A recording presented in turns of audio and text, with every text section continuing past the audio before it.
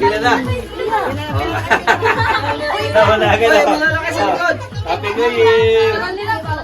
Happy New Year! Happy New Year! Uy, galaw! Happy New Year! Ayan, si Santa. Pasensya na kayo. Walang sombrero. Happy New Year! Dito.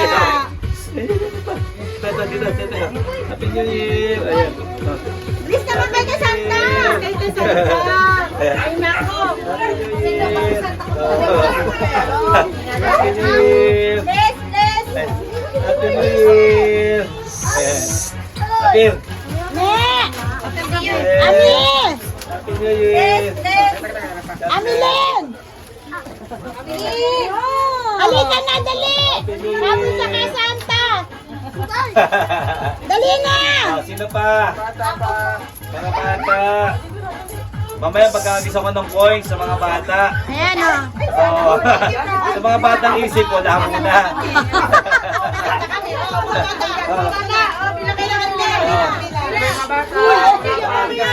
Ayaw mo lang ba? Dali na, pila na! Kung sino mga isip bata, pwede ba? Happy New Year! Tapos ka na. Tapos ka doon na. Doon na. Okay na. Dali ka! Pila ka dito. Mga isip bata, pwede? Mga isip bata. Hindi po. Ikaw na daw. Ayan. Dali, yan. Sino pa? Isip bata po yan. Isip bata. Ay, binaya. Ayun, aling Santa.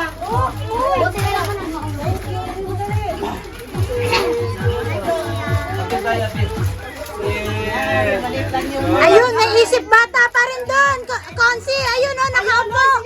Bagong panganak yun, bagong panganak.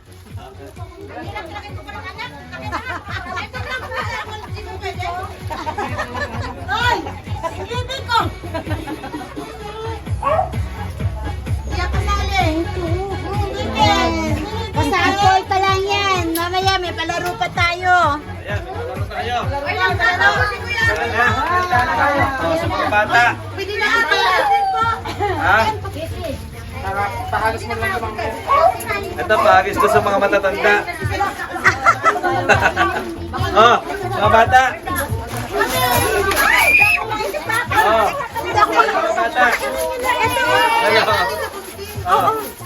Ito, pakainin nyo may spaghetti, may ano. Yan, ha? Pakain natin mamaya. Oh. Ang kain? Pamilya. Kasama dyan? Dapat kasali kami. Sige. Sige. Paano naman ako na nagbibi?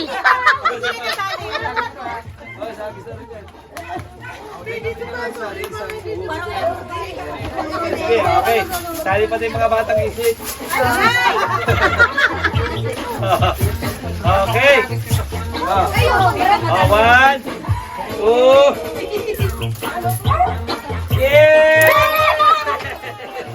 Yan pa. Ayan.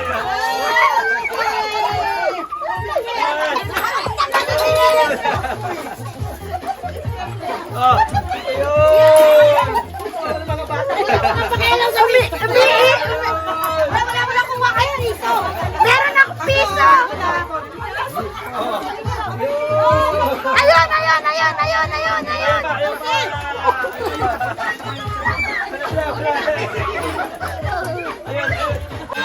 Wala pa. Oh.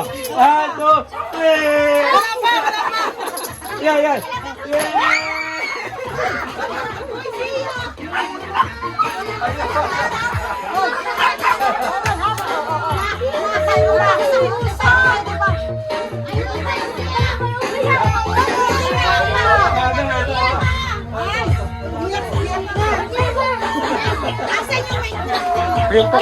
Pakilala nyo na lang ate. Hello. Habang nagsasalita, naninilip ako sa ilalim. Kami naninigaw. Naninigaw pa. Wala talaga akong nakuha. Habang nagsasalita ako, naninilip ako eh. Wala akong makita. Saan? Ayun! Talaga! Diba, ang ganito sumahod. Ayan, magandang hapon po sa ating lahat. Ayan. Ang sitang pandangan. Yan po yung dahilan. Bakit tayo meron pa party ngayon na meron tayong kasiyahan para sa bawat isa sa atin. Magandang hapon po. Bago po ang lahat at muna pakikilala sa inyo yung ating Santa Claus na naging dahilan bakit umiiyak si Princess. Eh po, akin po pakikilala sa inyo ang ating panahong pandangan, si Consi Giselle Parano po. Maraming salamat po, ate.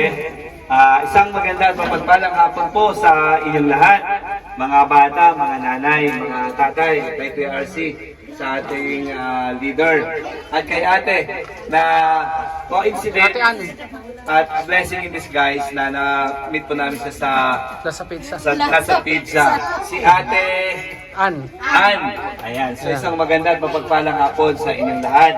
Kagalakan po at karangalan na ang inyong ibang lingkod ay maimbitahan sa hapong ito sa inyong year-end party.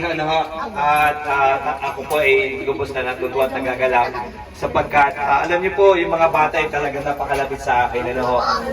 Last Christmas, yung mga bata sa bahay na pangarami. At ganun din po ang ginawa natin. Sila ay pumunta sa bahay, nagbigay din tayo ng ganyan, 20s. Ngayon naman ay pumunta tayo dito para magbigay din. Katulad doon sa ibang mga baryo na pinuntahan natin at naimbitahan tayo. Ganun po ang ginagawa natin. At nakakatuwa, napakasaya po ng mga bata kapag sila ay nakakatanggap ng ganung munting bagay. Plus yung nagsasabi tayo ng konting mga points ay nakakatuwa ho. Pati nga mga isip bata ay tuwang-tuwa rin kapag nagsasabi tayo ng ganun. So, kaya po napakasarap sa pakiramdam na nakapagbahagi ng konting blessings po sa ating mga kababayan, lalo sa mga bata at sa inyo po. Pagpasensya niyo na po yung ating nakayanan na munting pang parabol. Iyan lang po ang atin sa ngayon na kaya, pero may awa po ang Diyos sa darating na panahon. Tulungan niyo na po ang inyong abang lingkod.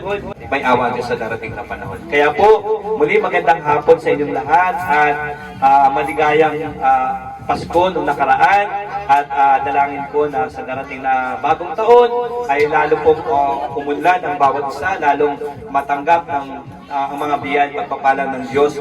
Tunay nga na ang mga biyaya ay nandyan lang. Kailangan lang natin ng pagsusumikap, ng aksyon para yung ating mga panalangin ay din ng Panginoon kasama ng ating mga gawa. Kaya muli, magandang hapon, maraming salamat at pagpalain po tayo ng Panginoon. Happy New Year po sa bawat isa. Maraming salamat po, Consial. Actually, nung time na yon, pangalawang balik ko na sa lahat sa pizza pag-order kasi may bisita kami sa school. Pangalawang balik ko, kita ko sila dun sa isang table nagkukwentuhan. Okay lang, sabi ko, parang yung narinig ko kasi about politics eh. Kukwentuhan sila. Ang pangit kasi makisabat, kaya ako nakinig lang, pumikit ako. Pangatlong pikit ko, pang-apat na pikit ko at pagdilat ko, nagkatinginan kami ni Papa Rex. Tapos sumilip si Consi. Eto na yung order nila. Laki, ganito kalaki. Yung akin maliit lang. Sabi niya, ate, kaya po. Ano gusto niyo po? Liya pa ako ng una. Tapos nagkabiruan si Papa Rex. Nagbiro siya kasi nag-alcohol sila ng kami bago kumain. Tapos sabi niya, yung sauce parang hindi yata nasiyahan si Papa. Sabi niya, ano kaya yung alcohol? Sabi niya, ano kaya ito yung sauce? Napangiti ako. Tapos sabi niya, Napatingin ka. napatingin ako sa kanya, tapos napangiti ako. Ako, confidence, nagkatinginan kami. Tapos si Consi. Tapos sabi niya, ate, pasensya ka na sa pinag-uusapan namin ha. Kasi about politics na eh. Okay lang ho, kumbaga, ano rin ako eh. Ano sa akin yung pinag-uusapan nila. Interesado din ako, sabi ko. Kaya National naman, politics. kanya sumagot eh. National politics ang topic natin. National politics yung topic namin about DepEd budget pa yun. Sabi ko, ano ho ako dyan? Kumbaga, interesado talaga ako. Tapos sabi niya, wag mo akong sasakalin. Hanggang sa nagkakwentuhan kami, nasa iisang partido kami, nasa iisang organisasyon. Yan. Kaya, yun yung siguro talagang inano ng Panginoon na Kakilala. magkakilala, magkita, tapos yung tinalikuran kong sitwasyon sa Dasma, dito dadalhin o dadagdan na naman ako. Kaya, maraming salamat po sa inyo. Salamat din po. Konsi, naging, kumbaga, naging bahagi kayo, hindi lang ng buhay na po, kundi buhay ng bawat isa at makasiyahan namin lahat. Wish ko po na hindi lang ito yung umpisa, hindi lang dito magsisimula, kung hindi about sa future namin makatulong kayo, hindi lang to. Kasi alam ko, mahirap maging isang politiko lalo at wala pang budget. Sariling bulsa ang kinukuha nyo. Hindi nyo alam yung pupuntahan nyo sa dulo kung kayo ay darating po. Kaya, God bless po at maraming salamat po sa inyo. Wish ko yung finish line para isa kayo sa paglilingkod sa amin. Alam ko na kayo yung maglilingkod sa amin, hindi kayo yung paglilingkod namin. Tama po. Di po ba? Tama po Kasi yan. Tapos di ba yun yung ano natin? Oo, pag-usapan natin. Kayo ang Bagong maglilingkod. politika. Bagong About politika sa politics, Indang. Tayo ang maglilingkod, hindi tayo ang paglilingkod. Tama yun. Kaya Ah. maraming salamat. Ayan. Kasi meron ako sasabihin. Kung sakali po na ikaw ang makaupo, kami po ba pag makahingi kami ng tulong, saka hindi kami hihingi sa inyo ng tulong, darating ang panahon po na hihingi kami sa inyo. Ayaw.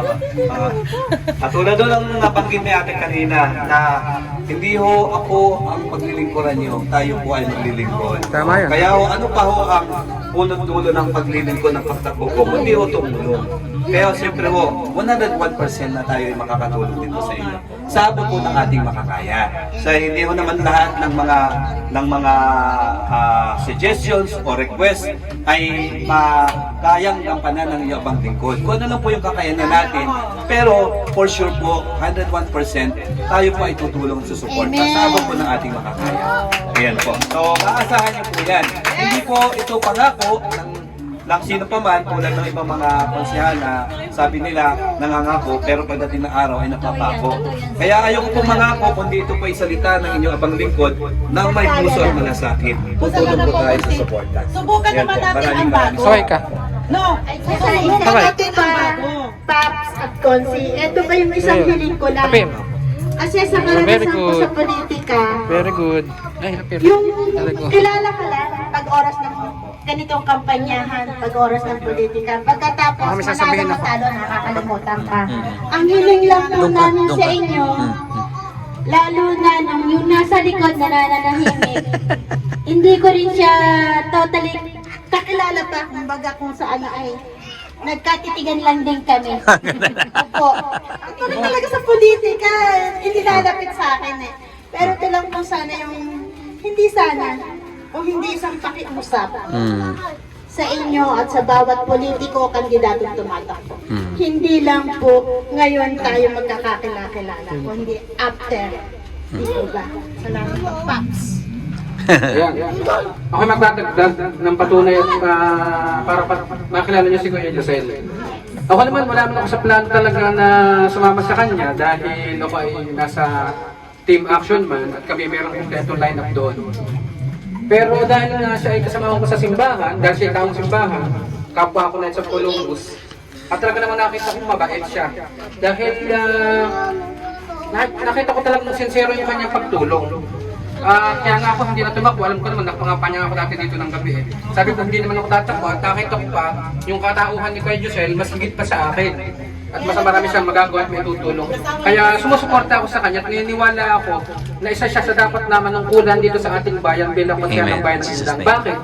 Dahil ang dala-dala niya ay bagong politika. Politika ng pagbabago, politika ng nakasandig para sa karapatan at interes at kagalingan ng mga tulad ninyong maliliit nating mga mahihirap.